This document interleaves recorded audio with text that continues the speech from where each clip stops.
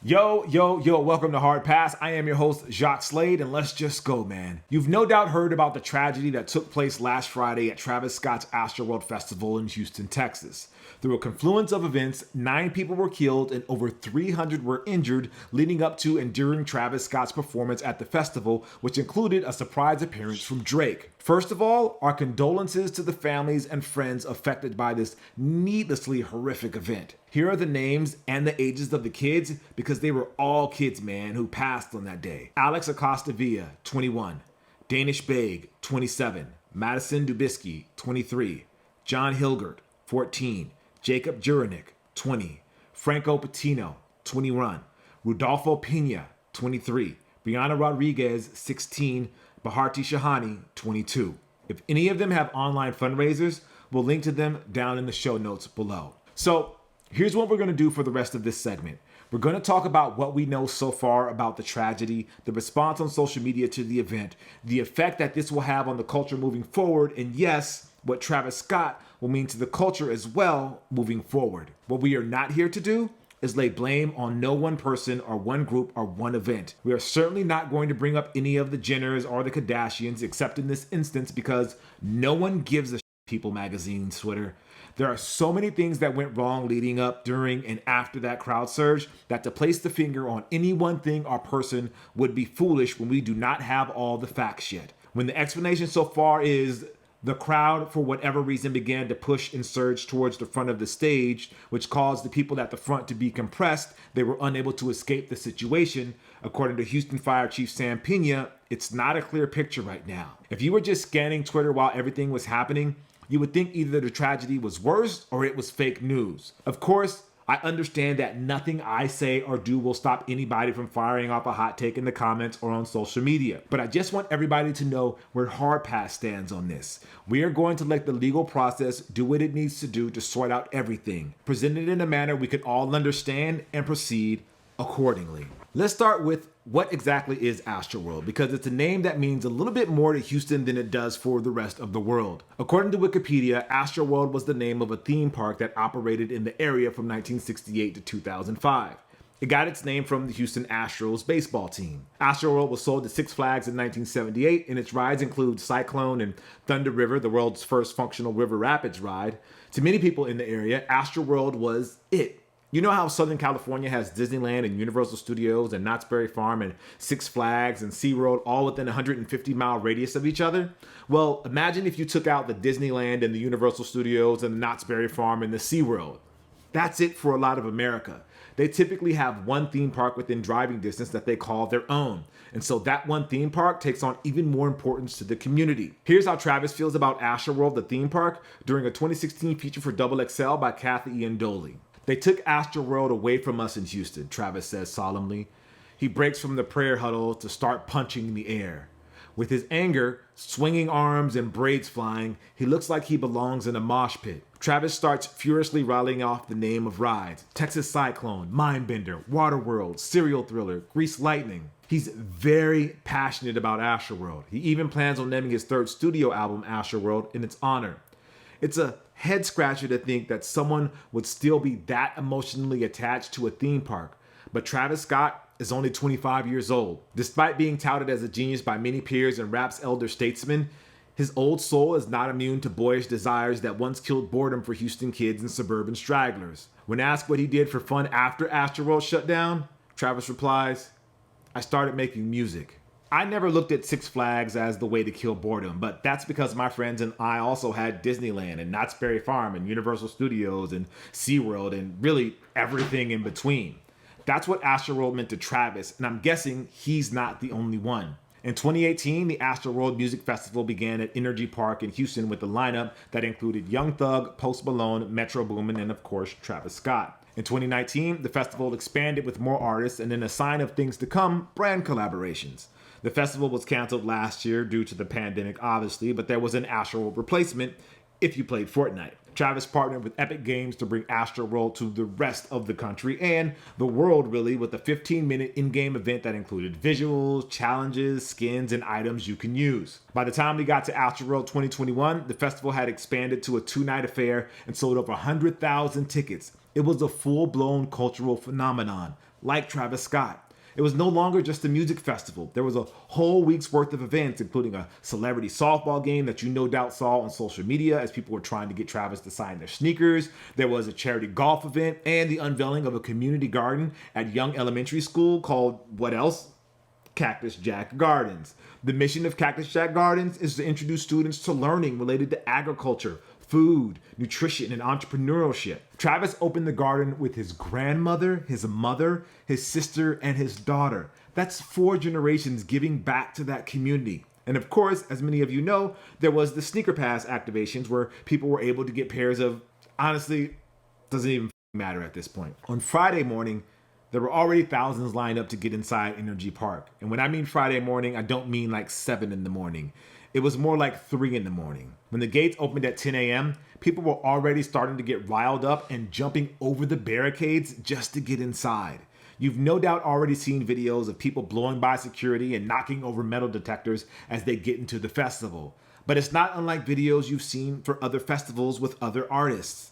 It's almost unusual for there not to be a shoving match between security and bros for a hyped up music festival. But as the day went on, the tension was already starting to build. According to the New York Times, the concert's medical provider called for a main medical tent with 2 doctors, 6 nurses, 2 paramedics, and 9 EMTs to deal with an expected number of overdoses. I'm not familiar with the phrase expected number of overdoses, and maybe that's a precautionary measure that organizers have to take, but if you're hosting a festival and you expect something like this to happen, that's a little shocking, and there should be a rethink about how this whole system works. By 8:15, the tent had become so overwhelmed that they had to perform triage, which meant that not everybody could get treated right away, and they had to basically make choices about who to provide care for. 30 minutes prior to Travis's performance, a clock began.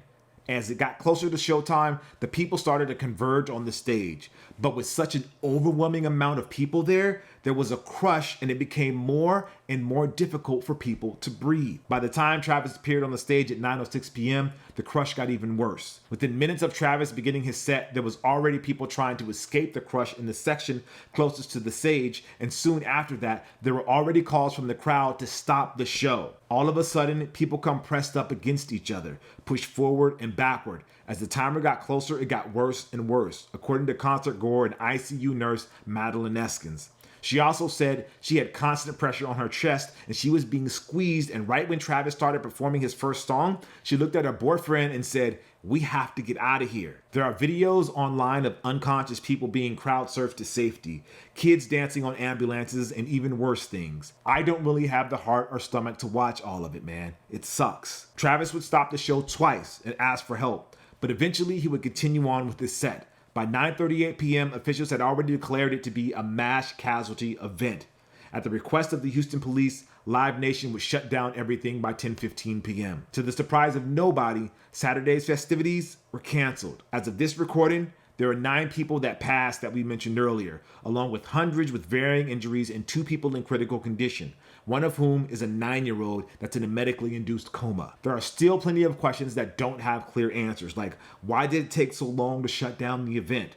Although there's an argument to be made that calling off an event like that suddenly with that type of hyped up crowd could have made things even worse. Travis's decision to go on with the show despite already stopping it twice is also another question that we need answers to. Incidents with crowds from the past few years that involve Travis are being called into question because there are now patterns starting to emerge. Not only that, he's reportedly at a Dave & Buster's for an after party that was hosted by Drake, but left immediately after he was informed of the tragedy that had taken place. Travis has pledged to pay for the funeral expenses of those who passed, and he has partnered with BetterHelp to provide free counseling services for 1 month for those who were actually traumatized by the event. According to BetterHelp, it was Travis's camp that reached out to them and not the other way around. Great, because your first instinct after finding out a lot of people are pointing their finger at you over a tragedy is to do a brand deal.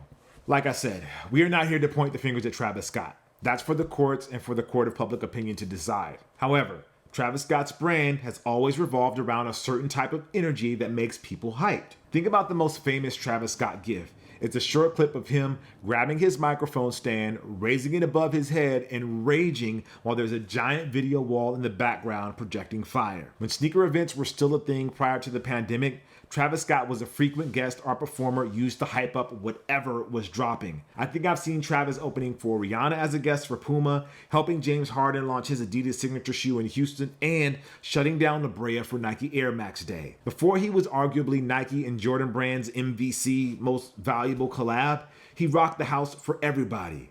And we loved him for it. I think The Ringer's Charles Holmes said it best when describing Travis as having the perfect musical styling for a live crowd. Like, it's a different feeling when you listen to Sicko Mode on your phone and then when you hear it with 20,000 of your closest friends in an arena. Not a lot of people in music today in any genre are capable of that. Travis has the gift to get the people to move, and unfortunately, that manifested itself in the worst way on November 5th.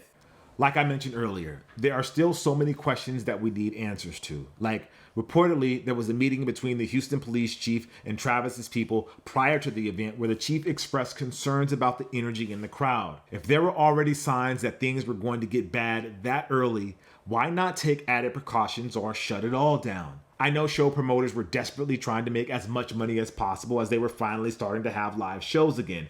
But was it really necessary to sell 100,000 tickets? And if they were going to sell that much, did they not know the type of crowd that was going to be there? These are the same kids who line up for Travis's sneaker drops in person and online and buy McDonald's meals with his logo on it and buy PlayStation 5s because he was in a commercial for them. Combine that with the pent-up energy of being stuck at home for much of the pandemic and this being their first chance to let out some of that aggression in the mosh pit, you had the recipe for something dangerous. I hate that the answer to all of this is capitalism, LOL. So what does the future hold for Travis? First of all, he needs better people around him because, man, those initial statements and the urge to partner up with the brand as a way of showing humility wasn't it.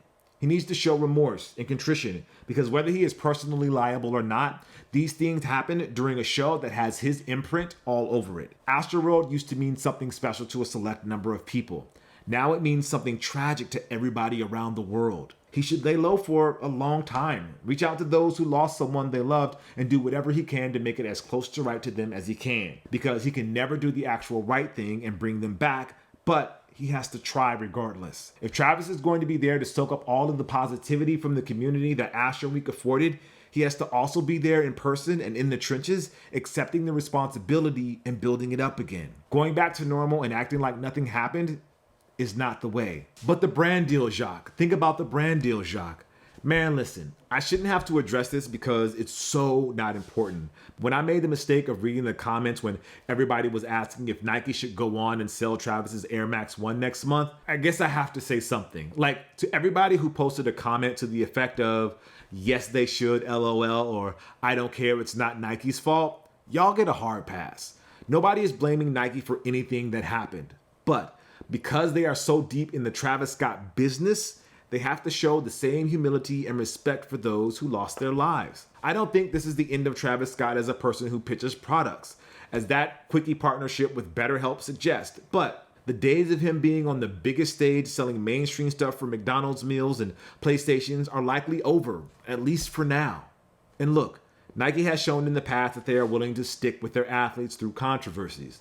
Depending on what will surely be a long list of lawsuits, Nike will either stick with Travis like they did with the late Kobe Bryant, Colin Kaepernick, and many others, or they will drop him like they did with Lance Armstrong, Oscar Pistorius, and many others. If Nike does decide to keep him, will it ever be the same? Will the kids hype up his sneakers like they are the best thing ever? Will Hardpass ever get to talk about his next project without bringing up what happened? I don't think we will know the answer to that one for a while. In 1969, the Rolling Stones held a free concert in Altamont Speedway, which is located outside of San Francisco. It was a response to Woodstock, the iconic concert that you should definitely ask your grandparents if they attended, just to see if they'll respond with a cheerful answer or with a shameful one because they know how freaky they got. It was a big deal because not only would you get to see what was one of the most popular acts at the time, it was also free. Needless to say, Altamont was a disaster from the jump. From hiring the Hells Angels as security to the crappy facilities, Altamont was the symbol of terrible planning. 4 people were killed, the speedway was wrecked, and plenty of cars were jacked. In 1999, the Woodstock Festival became infamous for the sexual assault and violence and arson and looting that took place during the weekend. Many people pointed at Limp Bizkit, fair or not, as the primary instigator. In 2000, 9 people were killed during a crowd surge to watch Pearl Jam during a music festival in Denmark. The similarities to what happened during the Pearl Jam concert and what happened during Travis Scott's set has been brought up more than a few times. To this day, the Rolling Stones have revealed rock stars who are on tour again despite the recent passing of their drummer Charlie Watts, because really, what else are they going to do in their late 70s? Limp Bizkit just dropped an album that is getting decent reviews as nostalgia for nu metal is actually becoming a thing. And Pearl Jam? Well, Pearl Jam is awesome, and Yellow Ledbetter is their best song even if I can't decipher the lyrics. There have been many instances of concerts and music festivals gone awry and tragically ended. The thing that sucks is that we, and I'm speaking as all of us collectively, have not learned our lesson. Promoters are still willing to cut corners and not provide the proper security that scales to the crowd that they are handling, all in the name of earning a buck. Artists and the people who surround the artist have the power of the microphone to stop the show at any moment to tend to someone in need. But there are times that they don't, just because the vibes are strong. And the people who attend these events for the purpose of raging are hopefully finding some other way to channel their aggression. Time will pass and there will be more concerts and more festivals like this in the future with hopefully better protocols. And depending on how everything plays out in court, there can still be a future for Travis Scott and Astroworld. We'll see how strong his brand is soon enough. It's time for the Heat Check, where we bring you everything that's dropping this week. First up, we have Current Frost in the Adidas Forum High on the 17th. Well, this is something. I absolutely respect Adidas for signing Frost and for letting him do his thing, whatever that might be. Not to sound like an Adidas ad campaign, but creators like Frost push the boundaries of design and taste in order to give us something new. We might like it, we might not like it, but it's a lot more interesting than an Adidas Forum High collab and the colors. Okay, let's find something inoffensive. The colors of your favorite regional fast food restaurant. That being said, we're awarding our first ever hard pass and a heat check to this collab. I respect it, but it ain't for me. We have the Xbox Adidas Forum Tech Boost Series X on the 19th for $180. And now something I do like, Xbox and the Adidas Forum. It's a palette swap from a special edition Forum that I unboxed a few weeks ago. And I gotta say, they look pretty good. It's the perfect companion sneaker to the Xbox fridge, which I'm hoping will unbox as well on this channel soon. The studio could use a fridge and a microwave and an NBA Jam arcade machine, but more about that later. We have the Air Jordan 1 Low Green Toe on the 19th for $100. Jordan 1 Lows are cool. Ask Kevin Durant. Not sure if he's going to be wearing these, but this new colorway actually feels like a companion piece to the Pine Green 3s that dropped a week ago, right down to the yellow on the Jumpman logo on the tongue. Bet you didn't even pay attention to that. We have the Adidas Trae Young 1 Peachtree on the 19th for $130. The Atlanta Hawks and Trae Young have been off to a slow start during this new NBA season, but that hasn't stopped the Trae Young 1 train. And now we're getting what is arguably the most popular colorway of the shoes so far, the Peachtree that he rocked in MSG when he torched the Knicks in the playoffs last season. Man, that feels like forever ago now. Bing bong. We have the Adidas Yeezy 500 Ash Gray on the 20th for $200. According to Southern Living, my personal go-to source for coloring my hair or finding the right shade for my guest room walls, Ash Gray is towards the darker end of the gray spectrum. It's a cooler than cool color with a smoky gray that almost has a violet undertone. Ash Gray suits every hair type and texture as well as most complexions. And then the pick of the week is the Air Jordan 1 High Bordeaux on the 20th for $170. It's a classy interpretation of the Air Jordan 1 with the burgundy color. Yeah, that's right. I said burgundy. Burgundy and Bordeaux are basically the same color according to a quick search of Wikipedia.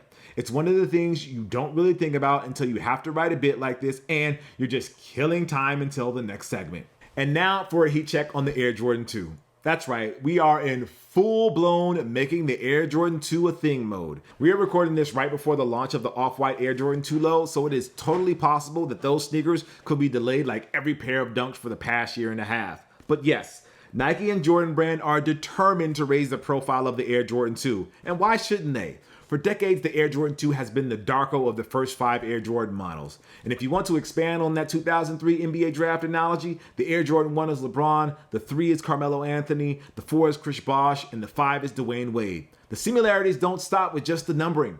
The Air Jordan 2, like Darko, was made in a European country and looked unlike anything that came before. And like Darko, the Jordan 2 was forgotten and overshadowed by the J's that would precede it. Out of the 5 4 would go on to have Hall of Fame successes and amazing retros that people clamor for to this day. That's not to say that the Air Jordan 2 does not have fans. I mean, those fans made sure you knew they were fans because there was a flurry of IG posts from them wearing their 2s before the hype train started. Like people who hold on to Darko rookie cards until he retired, they never stopped believing. But you have to admit, those fans are way smaller in number compared to the 1s, 3s, the 4s, and the 5s. And that's why Nike and Jordan Brand are throwing everything and everyone at the Air Jordan 2 to build hype for it. Virgil Abloh, Union's Chris Gibbs, J Balvin, it's the full court press, and I would not be surprised if there were more guests lined up to work their magic on the 2s. Could we see Alila May work her magic on the Air Jordan 2? Fragment Designs Hiroshi Fujiwara has Air Jordan 1s and 3s that rank high in the pantheon of great retros. Surely he can put together an Air Jordan 2 we would want to see. Could 2022 be the year we finally get a retro version of the Eminem Jordan 2?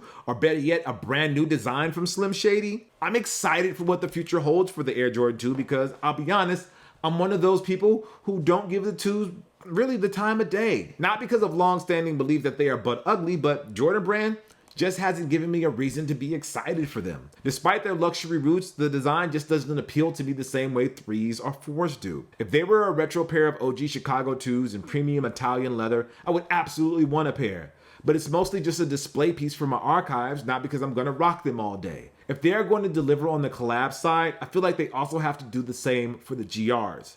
Give us colorways we could never imagine on a pair of 2s that look cool and can be bought at retail price. That's what is ultimately going to determine the success of the 2s. The collabs will get people in the door and talking about them on socials, but it's the GRs that will bring in the money. What do you all think about Nike and Jordan Brand's push to elevate the Air Jordan 2? Will it work, or will the 2s end up on a farm in Serbia like Darko? To be fair, Darko seems to be doing well for himself as a farmer, so maybe that's not the best comparison. Anyway, let me know in the comments what you think about the 2s. It's time for this week's Hard Pass, where we take a look at something in the culture that just needs to go. Like wondering if you're going to get canceled if you wear Travis Scott sneakers now. Yeah, this is a real thing that was actually discussed on social media this week. We had kids go viral for throwing their Cactus Jack 1s in the trash, internet geniuses turning the discussion into broader culture war BS like their Aaron Rodgers after he got caught lying, and bad faith takes all around. I don't speak for anybody but myself and co-writer in the crew that puts together Hard Pass, but man, stop it. No one is going to care if you wear Cactus Jack Air Jordan 1 lows for a walk down Melrose in Fairfax, or if you never wear them again. It might be a little insensitive at the moment, but the people who are having a genuine existential crisis about this are so small and minuscule that it might as well not exist. Unless you live your life on Melrose in Fairfax, I guess. I can understand not wanting to appear callous and uncaring, but there is no mob waiting outside your door checking out what's on your feet. You're not that important. I'm not that important. Kevin Durant loves his Travis 1 lows and wears them all the time. Not that important. Bradley Beal wore Cactus Jack 6s days after Astroworld. Not important. What is important is making sure those people affected by this horrific day are taken care of. Look, we all have a moral compass, and every day we use it to determine what we say, what we do, and to a smaller degree, what we wear. Maybe the situation will change once all the legal battles have sorted themselves out, and then it will be clear-cut what Travis' standing in the culture will be. So, if you think that wearing Travis' stuff might not be the best look right now, then leave them in the box for right now. But if you do decide to wear them, it's probably going to be okay. It's not the same thing as blaring Travis's music for everybody to hear, which apparently is popping right now on streaming platforms. Blasting that in your car for your neighborhood to hear, probably not the best move for a while, regardless of what happens. But wearing his sneakers? Whatever, man. All right. That's going to do it for this episode of Hard Pass. I want to thank you for watching the show. I am Jacques Slade. Once again, I do want to offer our condolences to everyone who was affected by this tragedy, and we pray for all of you. I'll see you guys next week. Peace.